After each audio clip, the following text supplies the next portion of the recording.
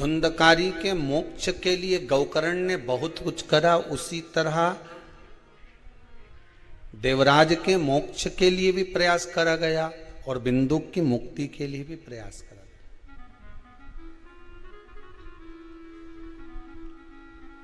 चंचुला देवी काशी में जाकर निवेदन करती है देवाधिदेव महादेव से कि प्रभु मेरा पति प्रेत योनि में पड़ा, पितृदोष है, ये आपको कैसे मालूम पड़ेगा?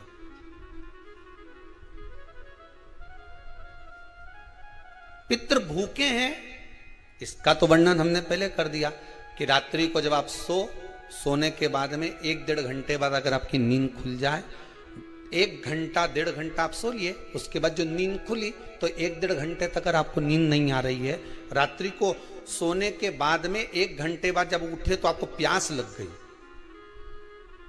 भूख लगने लगी, प्यास लगने लगी कि मेरे को पानी पीना पड़ेगा, घबराहट हो रही, पानी पीना पड़ेगा। 1-1.5 घंटे सोने के बाद अचानक नींद खुले और आपको प्यास लगे, समझ लेना आपके पितृ भूखे हैं और प्यास है।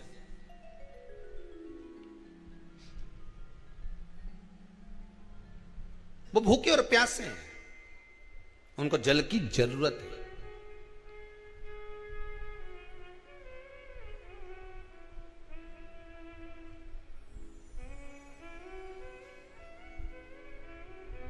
किसी भी नदी में, सरोवर में, कुंड में, बावड़ी में, तालाब में, आप तीर्थ में जाकर जब स्नान करते हैं तो स्नान करने के बाद एक काम का नियम बना लो कि अपने हाथ की अंजलि में जल लेकर अपने पूर्वजों को देना है। प्यासे रहते हैं, भाग मांगते हैं।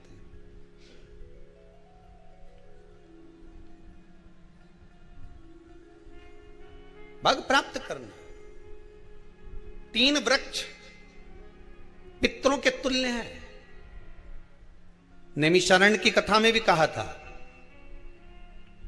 3 वृक्ष पितरों के तुल्य हैं। पहला पीपल, दूसरा बट वृक्ष, तीसरा बेलपत्र का वृक्ष। ये पितरों के तुल्य हैं। अगर आपको रात्रि में नींद नहीं आ रही है, ऐसा लगता है कि रात्रि को 1 घंटा 1.5 घंटा सोने के बाद कुछ गलत गलत विचार आने लगते हैं, नींद सुबह 3 बजे तक 4 बजे तक नहीं आती, 4 बजे के बाद फिर नींद आती है, तो एक प्रैक्टिकल जरूर कर कर देखना। एक प्रैक्टिकल करने में क्या जाता है, प्रयास करने में क्या कुछ जाता है क्या? प्रैक्टिकल कर कर देखना कि कहीं सीओर वाला महाराज झूठ तो नहीं बोल रहा, तो प्रैक्टिकल करने में कुछ नहीं जाए। 1 लोटा पानी लो, उसमें थोड़ा सा कच्चा दूध डाल लीजिए, श्राद्ध पक्ष चल रहा है, बेलपत्री का पेड़ या पीपल का पेड़ या बट का पेड़, इन पेड़ के नीचे ले जाकर उस दूध को दोपहर में सुबह 10 बजे से लेकर 12 बजे के बीच में ले जाकर चढ़ा दीजिए। रात्रि को फिर ना आपको प्यास लगेगी, ना भूख लगेगी, नींद एक बार लगी तो सुबह ही खुलेगी। प्रैक्टिकल करने में क्या जाता है? पानी डालने में तुम्हारा कुछ जाएगा? अरे बोलो तो सरी, हमें 10 रुपया का दूध जरूर उसमें, और तुम इतनी चतुर हो, इतना सारा दूध थोड़ी डालोगी, तुम 2 किलो का डालोगे। कहाँ तुम इतना डालने वाली हो है?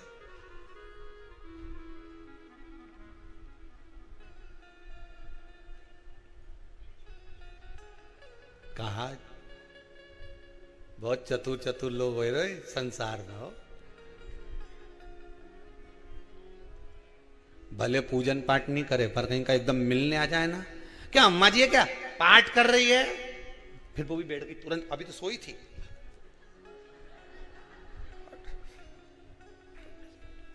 तुरंत। क्या पंडित जी हैं क्या, उनसे थोड़ा सा काम है, अभी माला जप रहे हैं, मालूम पड़े पंडित जी तो आराम से सेव फल खा रहे थे। अब प्लेट सोफा के नीचे घुसे,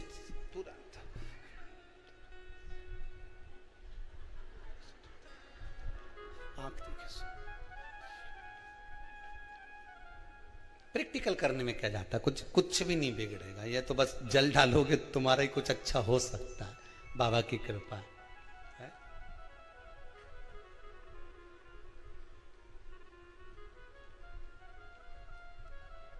3 वृक्ष पितरों के तुल्य हैं। पहला, जम के बोलिए, पीपल। दूसरा बट वृक्ष। तीसरा बेलपत्री का वृक्ष। 3। पीपल के वृक्ष में 52,000 ब्राह्मण एक साथ निवास करते हैं, इसलिए पितृतुल्य है। बट वृक्ष ब्रह्मा जी के मस्तक से बना, इसलिए पितृतुल्य है। और बेलपत्री का वृक्ष माता पार्वती जी के अश्रु से बना। जब आंसू गिरे थे माता जगत जननी जगदम्बा पार्वती के, उस समय पर पितृलोक में हलचल उत्पन्न हो गई थी। हमारी नातिन की आंख में आंसू कैसे आ गए? मैनावती की पुत्री है,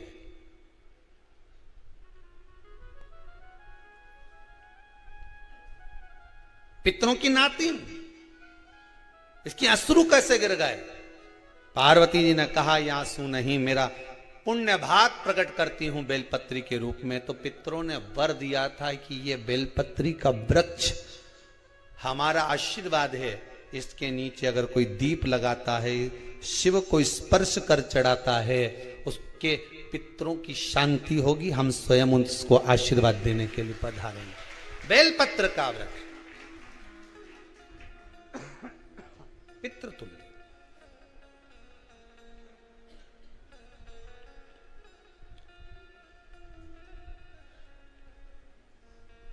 तो रात्रि को अगर भूख लग रही है, प्यास लग रही है, तो पितृदोष है। दूसरा पितृदोष का लक्षण बताया, घर में कोई शुभ कार्य ना हो, वंश की वृद्धि ना हो।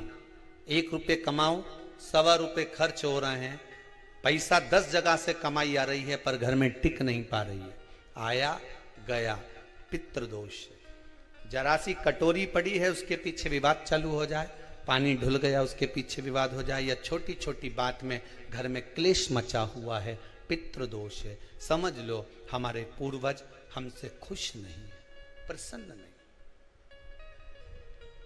कोई कहता है गुरुजी श्राद्ध बड़े बेटे को करना चाहिए कि छोटे को करना चाहिए?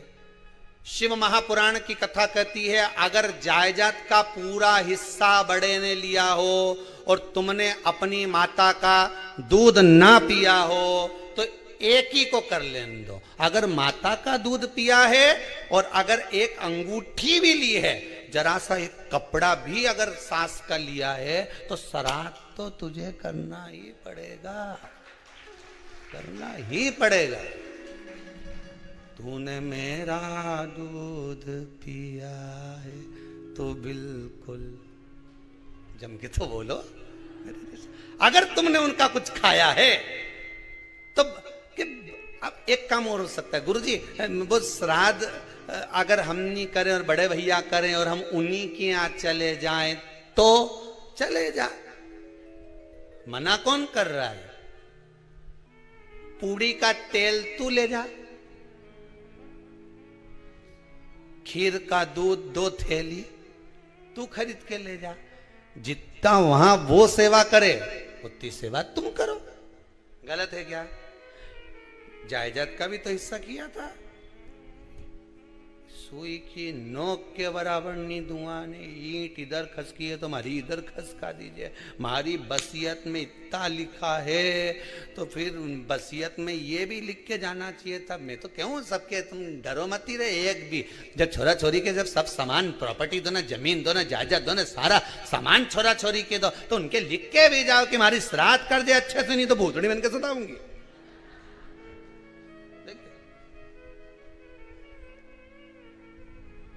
श्राद्ध करो। कितना दिया तुमको? बोलो, ईमानदारी से बोलना, कितना दिया? ढेरों में। और एक बात बहुत अच्छे से कहूंगा, आप लोगों के जीवन में उतरे। अगर मायके में भाई, मायके में भाभी, मायके के लोग अगर आपके माँ बाप का श्राद्ध नहीं करते हैं तो बेटी भी अपने माता पिता का श्राद्ध कर सकती है।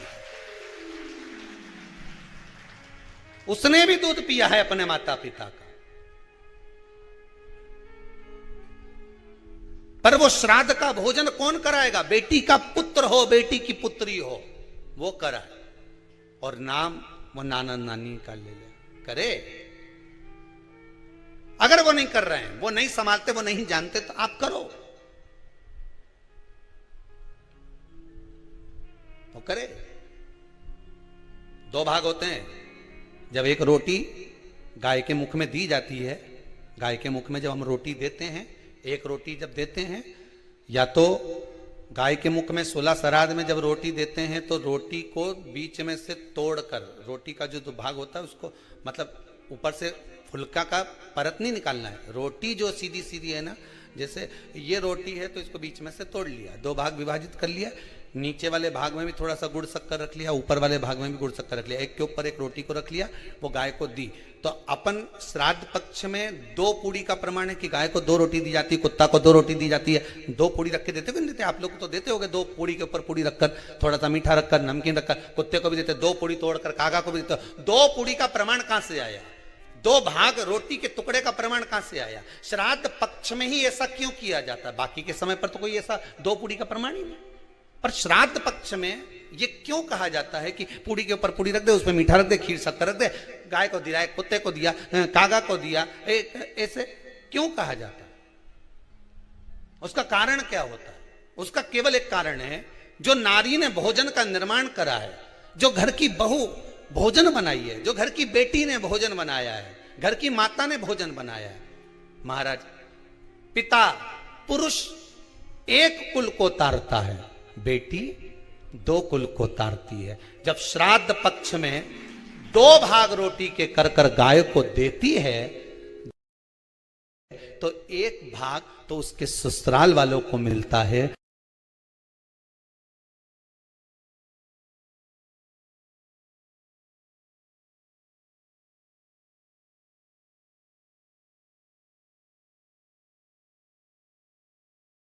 मायके को भी मिले, ससुराल को भी।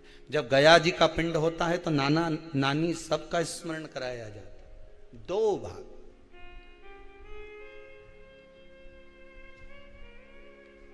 पुण्यता प्राप्त।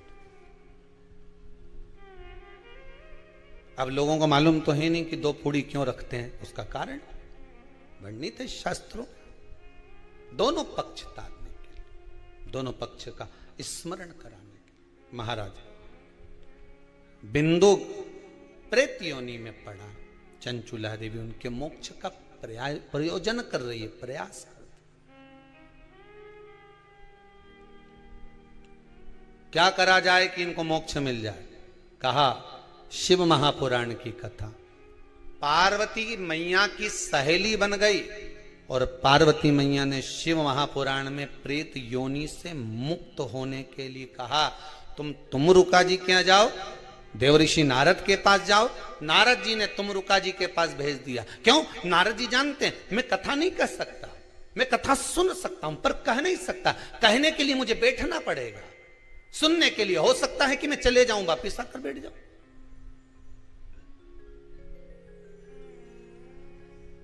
तुमरुका जी से कहा कथा कह दोगे? हाँ, कहने में क्या दिक्कत है? मेरे पति को प्रेत योनि से मुक्त करना है। तुमरुका जी बोलते हैं केवल तुम्हारा पति प्रेत योनि से मुक्त नहीं होगा। तुमरुका जी ने शिव महापुराण में कहा, सुनो चंचुला देवी, केवल एक व्यक्ति शिव पुराण से नहीं तरता, इस बिंदुक जैसे ना जाने कितने प्रेत इस वायुमंडल में घूम रहे होंगे, ना जाने कितने पितर, ना जाने कितने आहूत, ना जाने कितने वासुक इस वायुमंडल में घूम रहे होंगे। तुम्हारा पति तुमको दिखा नहीं, तुम्हारा बिंदुक तुम्हें कभी नजर आया नहीं, फिर कारण क्या था? बस मन में शांति नहीं है। घर में सारा सुख है पर हृदय में शांति नहीं, समझ लो पितृदोष है। क्या करा जाए? फिर क्या करोगे? महाराज, हृदय शांति, हृदय शांति। केवल एक अकेला बिंदुक शिव महापुराण की कथा सुनकर नहीं तरेगा। तुमरुका जी कहते हैं जिस समय पर मैं शिव महापुराण की कथा कहूंगा, सुनो चंचुला देवी, इस संसार के, इस भूमंडल पर, मृत्यु लोक में जितने भी जीव इस संसार सागर में भटक रहे होंगे, शिव महापुराण की कथा सुनकर वो भी तर जाएंगे। ये अकेली बिंदु को तारने वाली नहीं है। इस मृत्यु लोक में जो विराजमान, आज भी नियम है महाराज, श्राद्ध का भोजन टेबल पर नहीं कराया जाता। श्राद्ध का भोजन ब्राह्मण को कुर्सी पर बिठाकर नहीं कराया जाता। श्राद्ध का भोजन किसी जाता। श्राद्ध का भोजन आज भी प्रमाण है कि ब्राह्मण के लिए भूमि पर आसन लगना चाहिए और जमीन पर बैठकर कराना चाहिए।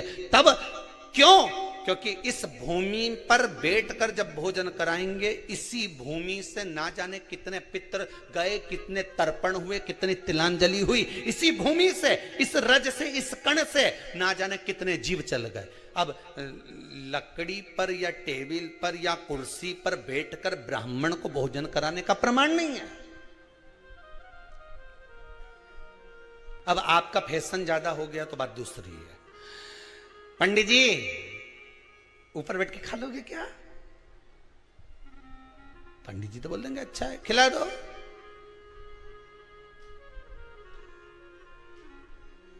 ऊपर बैठ के क्यों?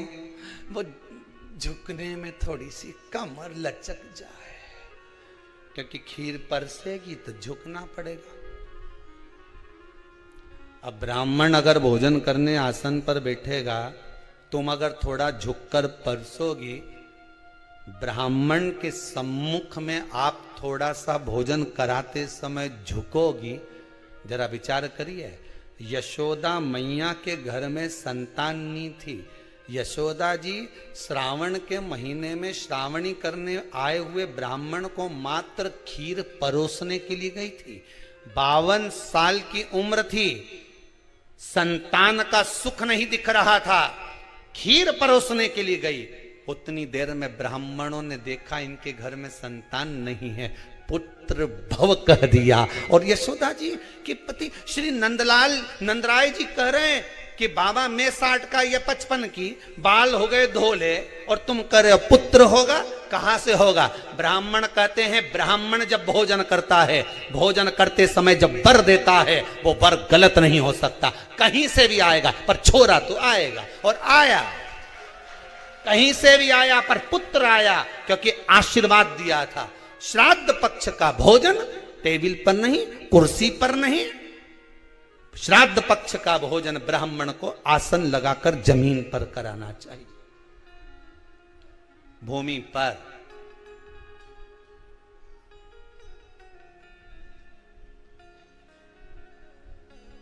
अब आजकल के ब्राह्मण भी थोड़े नीचे,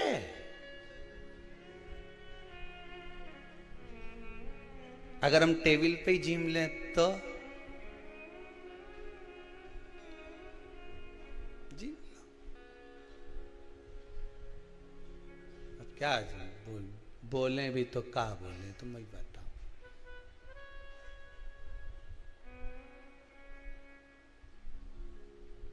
थोड़ा सा भाग भूमि का हो महाराज। तर्पण, तिलांजलि सब भूमि पर। हम तो जो जजमान हवन करने के लिए भी जो जजमान लोग नाम लिखाए हैं पितरों के लिए, तो हम उनको भी कहते हैं कि कुर्सी पर बैठकर आहुति छोड़ने से अच्छा है आप बैठो मनानी पर, पहले सबसे पहले भूमि पर 10 मिनट बैठो, पर बैठकर आहुति छोड़ो। उसके बाद भले आप स्टूल लगाओ, कुर्सी लगाओ, आपकी मर्जी, पर 10 मिनट 5 मिनट तो आप भूमि पर बैठो उन जीवों के लिए, उन जीवों के।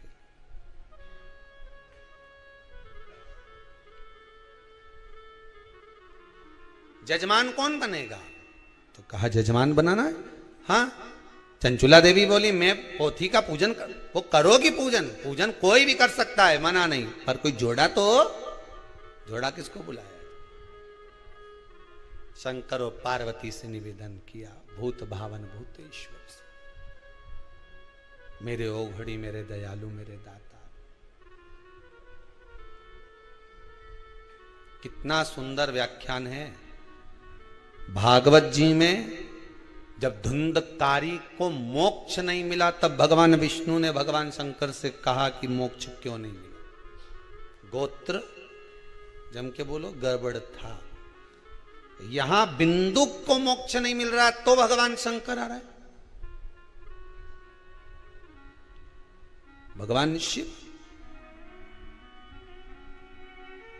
हम तो कहेंगे इस श्राद्ध पक्ष में घर में बैठकर श्री शिवाय नमस्तुभ्यम थोड़ा जप लिया करो। शंकर अच्छे अच्छे पितरों को, पूर्वजों को तार देते हैं। शिव